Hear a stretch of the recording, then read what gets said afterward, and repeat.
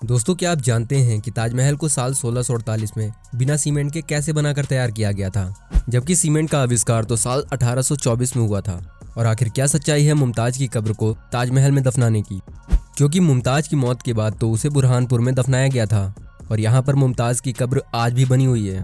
और कुछ लोगों का तो ये भी कहना है कि यहाँ पर ताजमहल से पहले तेजो महालय नाम का एक शिव मंदिर हुआ करता था। आखिर कितनी सच्चाई है इन सभी बातों में, जानने के लिए बने रहिए वीडियो में अंत तक हमारे साथ। फैक्ट रिसर्चर के एक न्यू एपिसोड में आपका स्वागत है। दोस्तों, शाहजहां और बेगम मुमताज की प्रेम कहानी तो आपको पता ही होगी।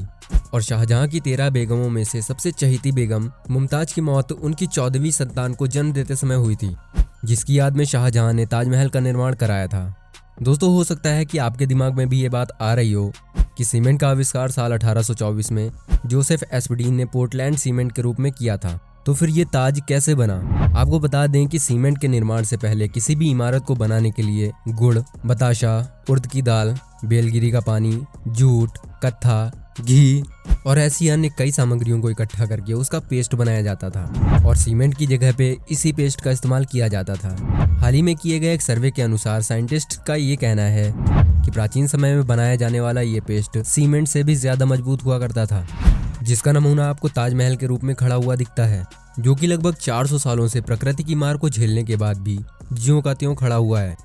दोस्तों, जब ताजमहल को बनवाया गया था तो इसको इस तरह से डिजाइन किया गया था कि आज भी ये ताज सूरज की रोशनी के हिसाब से अपना रंग बदलता है। सुबह के समय में इसका रंग हल्का गुलाबी, दोपहर के समय में सफेद और शाम को सूर्यास्त के समय ये सुनहरा रंग का दिखाई पड़ता है और चांदनी रात के समय इसका नज़ारा तो देखते ही बनता है। दोस्तों, ताजमहल के निर्माण में इस्तेमाल हुए संगमरमर को राजस्थान के मकराना से मंगवाया गया था।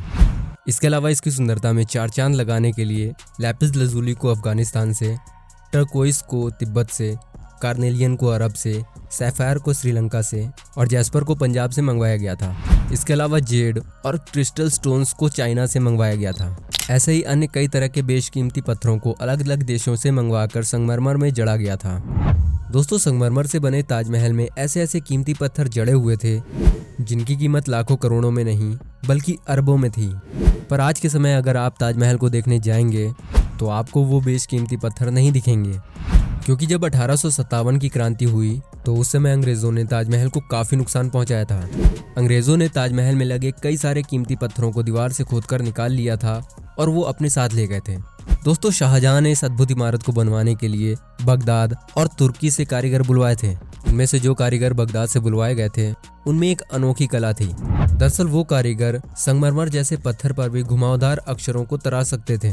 दोस्तों, ताजमहल को बनाते समय इसके चारों ओर कई सारे कुएं खोदे गए थे, जिसमें अबनूस और महोगनी की लकड़ियों को डाल दिया गया था और कुओं में मौजूद इन लकड़ियों ने ही ताजमहल की नींव का काम किया था। जहां एक तरफ साधारण लकड़ियों पर पानी पड़ जाने से वो सीढ़ने लगती हैं और कुछ ही दिनों में सड़ जाती हैं, लेकिन वहीं अबनूस और महोगनी की लकड़ियों के साथ ऐसा नहीं है और इन लकड़ियों को जितनी नमी मिलती है ये लकड़ियां उतनी ही मजबूत होती जाती हैं। और आज भी इस पूरी इमारत का वजन कुएं में मौजूद इन लकड़ियों पर ही टिका हुआ है। कुओं को बनाते समय इस बात का ध्यान रखा गया था कि कुओं को कुछ ऐसे डिजाइन किया जाए कि ये लकड़ियां उतनी ही मजबूती के साथ खड़ी रहें।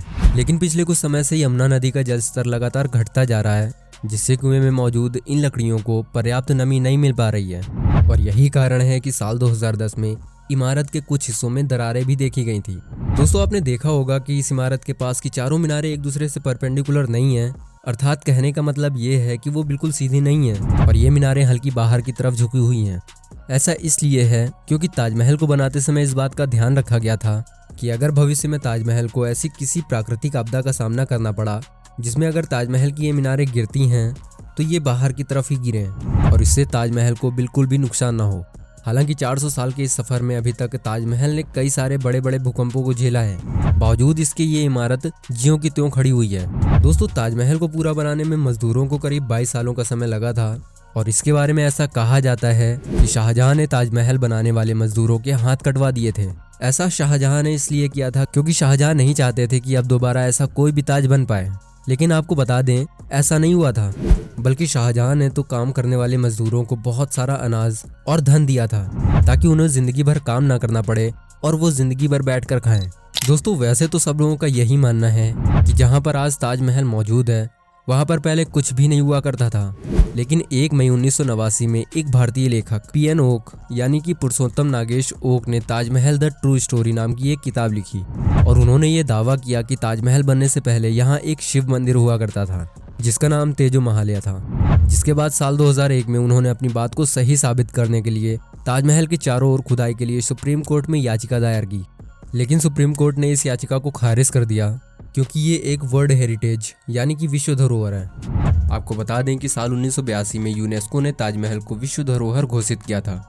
लेकिन सोचने वाली बात तो ये है कि ऐसा कहा जाता है कि मुमताज की कब्र के ऊपर ही इस ताजमहल की नींव रखी गई थी, लेकिन शाहजहां ने अपनी बेगम मुमताज को तो बुरहानपुर में एक कब्र में दफनाया था। तो क्या सच में भारतीय लेखक पीएन ओक जी के द्वारा लिखी गई किताब सच है? और क्या सच में ताजमहल की जगह पर पहले शिव मंदिर हुआ करता था जिसे तोड़कर शाहजहां ने ताजमहल का निर्माण करवाया था? अपने विचार हमें कमेंट करके ज़रूर बताएं। वीडियो पसंद आई हो तो वीडियो को लाइक करके चैनल को सब्सक्राइब करके बेल आइकन को भी ज़रूर ऑन कर लें। वीडियो में कीमती समय देने के लिए आपका बहुत बहुत धन्यवाद।